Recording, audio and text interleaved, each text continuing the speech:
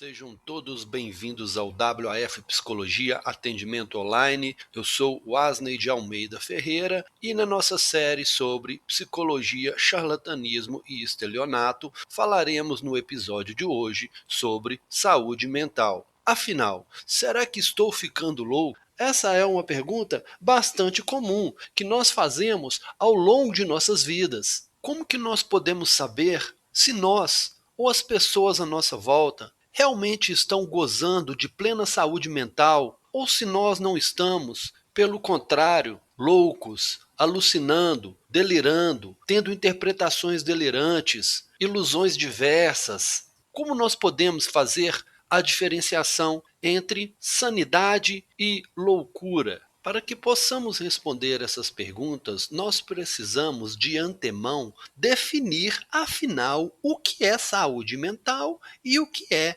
loucura, pelo ponto de vista científico da psicologia cognitivo-comportamental. A saúde mental pode ser definida como a capacidade que a nossa mente, a nossa cognição, tem de representar a realidade objetiva, concreta e material da forma como ela é, sem distorcê-la por meio de ilusões, interpretações delirantes e de alucinações. Por exemplo, se eu tenho no mundo objetivo, material, um ser vivo de 4 patas, com pelo, canídeo, mamífero, que faz au-au, eu estou diante um cachorro. A minha mente precisa representar a realidade e conceituá-la da forma como ela realmente é, diferenciando e distinguindo os diferentes objetos e seres de mundo, como cachorros,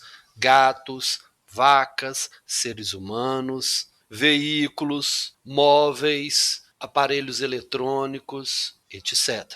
A mente, quando representa a realidade da forma como a realidade é, por mais dura, perversa e cruel que a realidade possa ser, é capaz de fazer processos dedutivos e inferenciais, que são formas de raciocínios que nos possibilitam a chegar à verdade ou pelo menos a se aproximar dela, realizar de forma mais efetiva tomadas de decisões e resoluções de problema de uma forma correta e adequada, diferentemente de quando nós falamos de ilusões e de alucinações, bem como das interpretações delirantes.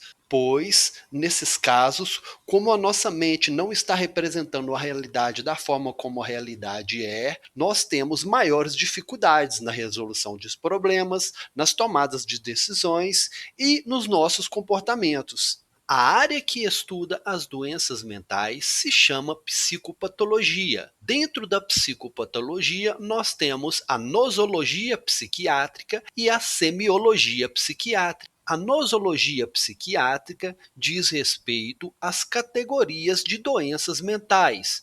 Temos, por exemplo, transtornos do humor, transtornos de ansiedade, transtornos de personalidade, transtornos do sono, transtornos alimentares. Dentro dessas categorias, nós temos outras categorias. Por exemplo, alterações de humor, nós temos depressão profunda, transtorno bipolar, distimia, ciclotimia, enfim. Quando nós falamos da semiologia psiquiátrica, nós estamos falando dos sintomas e dos sinais que dizem respeito às alterações psicopatológicas em funções psíquicas. Distúrbios na consciência, no raciocínio, na percepção, na memória, na sensopercepção, nas noções de espaço, tempo e pessoa, e uma série de outras funções psíquicas. As alterações psicopatológicas, elas podem ser tanto de natureza quantitativa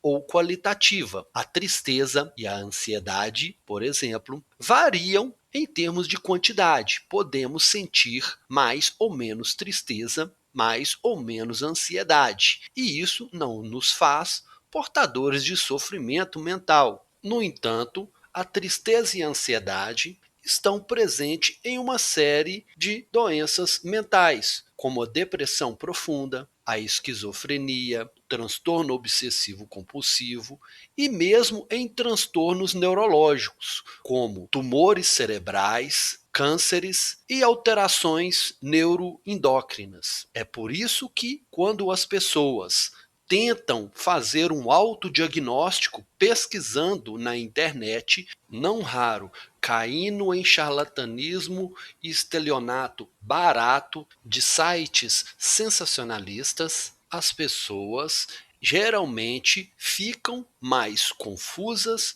preocupadas e doentes, porque a psicopatologia é uma área extremamente complexa. Além das alterações psicopatológicas de natureza quantitativa, nós temos também alterações qualitativas. As alterações qualitativas, diferentemente das alterações quantitativas, não estão presentes em todas as pessoas. Dizem respeito, portanto, às doenças mentais mais graves. Nós poderíamos citar aqui como exemplo de alterações psicopatológicas qualitativas as alucinações, as interpretações delirantes e os delírios. As alucinações são alterações psicopatológicas que ocorrem na sensopercepção, como na visão, na audição, no tato, no paladar, no olfato, e mesmo alterações na sensopercepção daquilo que ocorre dentro do nosso organismo. Nós não temos apenas 5 sentidos sensoriais. Na verdade, nós temos mais de 10 sentidos. E eles podem ser comprometidos pelo ponto de vista psicopatológico. Por exemplo, na alucinação visual, o indivíduo vê coisas que outras pessoas não veem. Na alucinação auditiva, o indivíduo escuta vozes e sons que outras pessoas não ouvem. Na alucinação olfativa, o indivíduo sente cheiros que outras pessoas não sentem. E o mesmo raciocínio se aplica a todos os outros sentidos. As alucinações, elas são bastante comuns nas esquizofrenias, em transtornos bipolares graves e também na depressão profunda grave. Quando nós falamos dos delírios, nós estamos falando de alterações psicopatológicas qualitativas no pensamento e no juízo crítico da realidade, alterações gravíssimas da consciência. O indivíduo apresenta um transtorno no que diz respeito à distinção entre realidade, imaginação, sonho, fantasia, crenças. E esses delírios, eles não são corrigidos por meio da experiência objetiva e concreta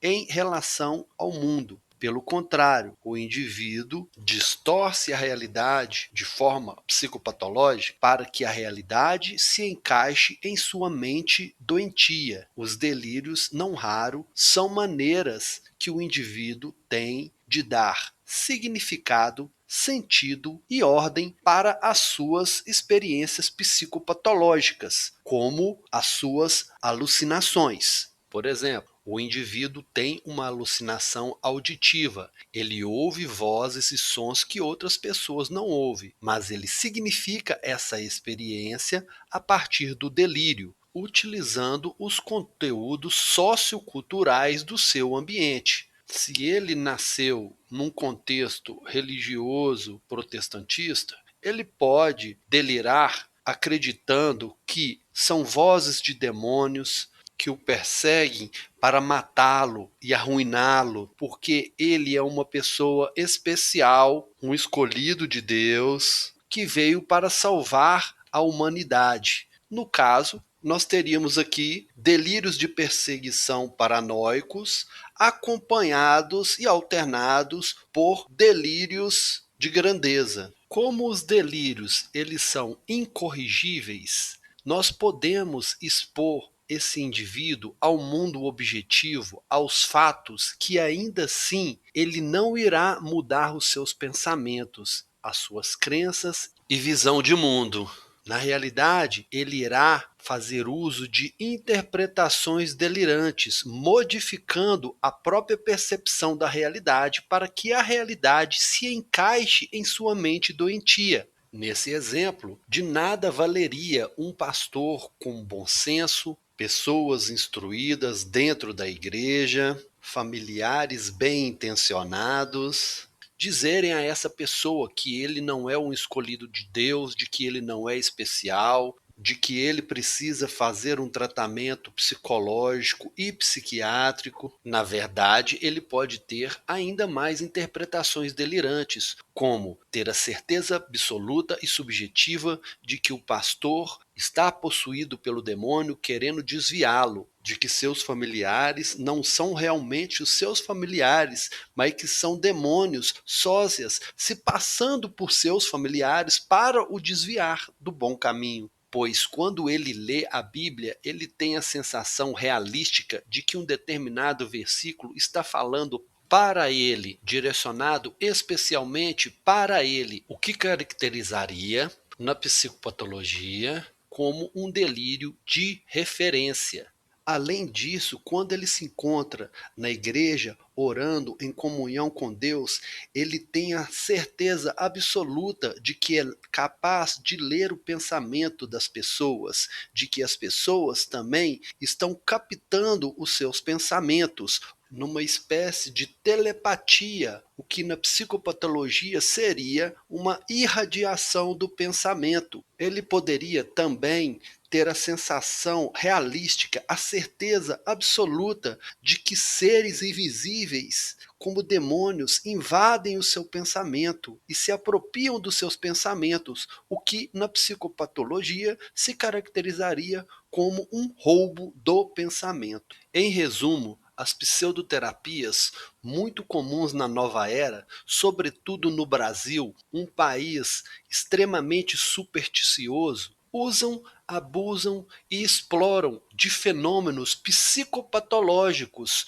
como delírios, alucinações, ilusões, irradiações de pensamentos, interpretações delirantes, roubos de pensamentos, falsas memórias, dissociações e uma série de outros sintomas psicopatológicos, como se tudo isso fossem fenômenos espirituais, de autoconhecimento de um grupo seleto de gurus, pessoas especiais e detentoras de poderes parapsíquicos. Vale destacar que a prevalência de doenças mentais na população adulta brasileira, segundo pesquisa publicada na revista científica Cielo, varia entre 20% e 56%, ou seja, trata-se de um número muito elevado, uma vez que de cada 10 pessoas, até 6 pessoas